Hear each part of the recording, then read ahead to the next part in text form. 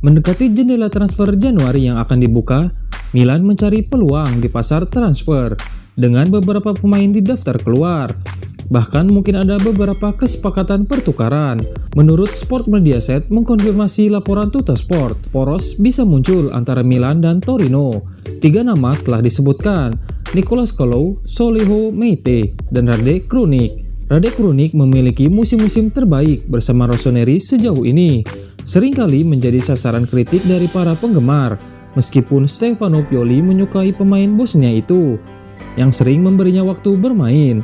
Dia bisa pergi bulan ini jika penggantinya ditemukan. Oleh karena itu, kesepakatan pertukaran dapat terjadi yang melibatkan Krunic dan Meite, meskipun ini hanya hipotesis untuk saat ini.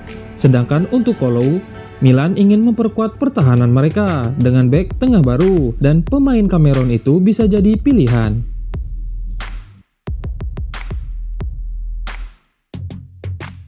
Zlatan Ibrahimovic masuk dalam daftar pemain cedera sejak 22 November, ketika ia dipaksa meninggalkan lapangan di menit-menit akhir saat Napoli versus Milan. Meskipun pengembaliannya sekarang lebih dekat, pemain Swedia itu memiliki beberapa waktu tersisa. Menurut edisi Tuttosport, pemain berusia 39 tahun itu ingin kembali untuk pertandingan melawan Juventus. Dia merasa lebih baik setiap hari, tapi meski begitu, peluang melihatnya Rabu depan memang sangatlah tipis. Stefano Pioli berusaha untuk membuat Ibrahimovic tetap tenang dalam proses pemulihan, karena sang penyerang bisa kambuh lagi. Ini akan bagus untuk siapa saja dan jauh lebih baik untuk meredakannya kembali daripada mencoba pemulihan kilat. Oleh karena itu, kedatangannya diharapkan untuk pertandingan ganda melawan Torino saat berjumpa di Serie A dan Coppa Italia. Bukan rahasia lagi bahwa Milan mencari bek tengah bulan ini. Setelah berjuang dengan beberapa cedera di posisi ini, beberapa pemain telah dikaitkan dengan Rossoneri, termasuk Nikola Milenkovic. Pemain Serbia itu telah melakukan yang terbaik untuk Fiorentina, dan ini telah menarik minat beberapa klub besar. Namun karena kontraknya akan berakhir pada 2022, La Viola berada di bawah tekanan untuk mencapai kesepakatan tentang perpanjangan kontraknya.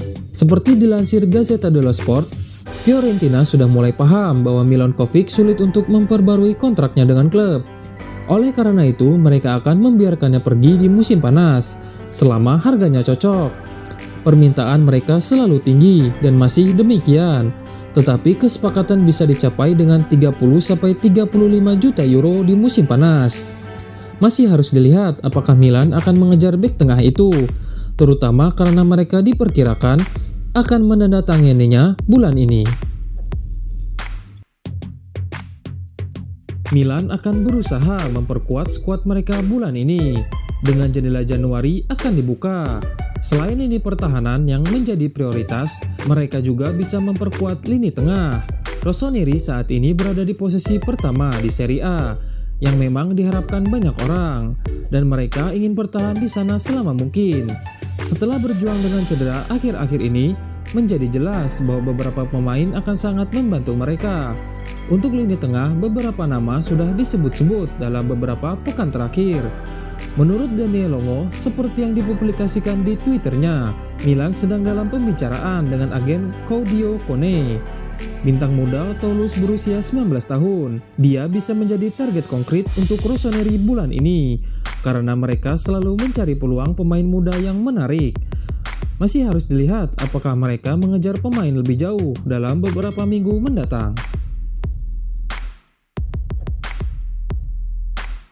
Sejak Elliott mengambil alih klub pada 2018, Milan telah melakukan beberapa investasi cerdas di pasar transfer, antara lain Theo Hernandez dan Ismail Bennacer. Keduanya masuk pada musim panas 2019. Rossoneri melanjutkan pekerjaan mengesankan mereka pada Januari 2020, mendatangkan Simon Kjaer hanya dengan 3 juta euro dan Alexis Saelemaekers seharga 7 juta euro. Kemudian di musim panas, mereka berhasil memenangkan persaingan dan merebut Pierre Kalulu secara gratis dari Lyon.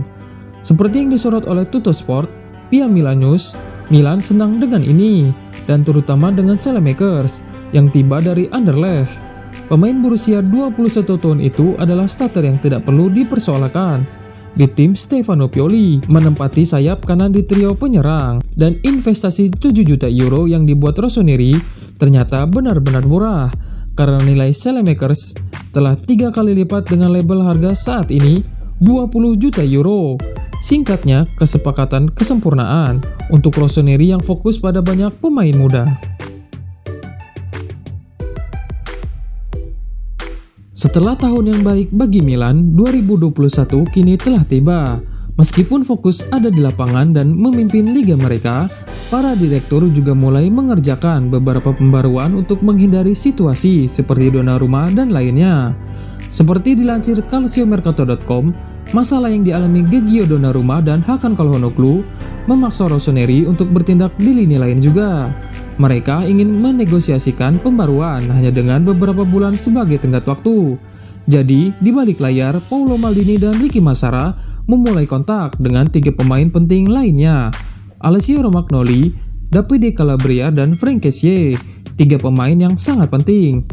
Sang kapten telah dipuji oleh CEO Ivan Kazidis sebagai sosok yang unik dan berniat untuk mempertahankannya. Tetapi negosiasi itu sulit. Sulit membayangkan kenaikan gaji yang saat ini 3,5 juta euro, baik untuk keberlanjutan finansial dan keseimbangan di ruang ganti. Adapun Calabria dan Kessié, negosiasi berjalan dengan kecepatan penuh. Maldini sangat menghargai bek sayap itu dan telah memulai kontak dengan agensinya dengan target perpanjangan hingga 2024 dengan kenaikan gaji yang saat ini 2 juta euro. Hal yang sama berlaku untuk sang gelandang dengan kontak yang sudah dilakukan, dan ide untuk memperbarui hingga 2024 akan sangat penting bagi Milan dan itu sudah pasti.